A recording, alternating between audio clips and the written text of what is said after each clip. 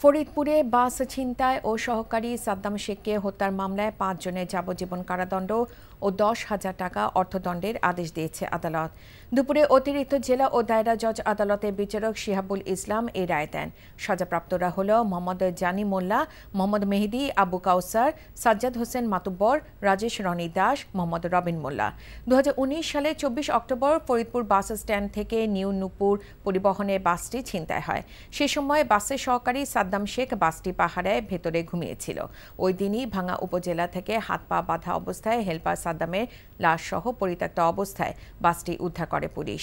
পরে বাসের মালিক জয়নাল আবেদিন বাদী হয়ে হত্যা ও বাস ছিনতাইয়ের অভিযোগে কোতোয়ালি থানায় মামলা দায়ের করেন।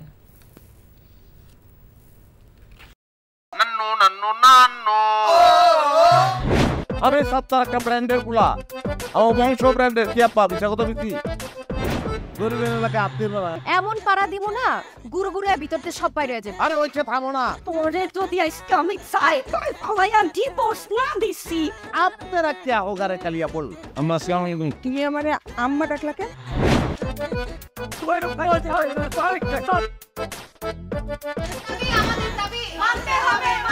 মামো তুমি গদ্দাল মাইয়া রে কোনদিন স্বামীর মুখ দেখাও না আমার আমিন আপনারে আমি দেখে নিব হাতে লাগে বেতারে হাত ছাইরা দাও সোনার চাচারে।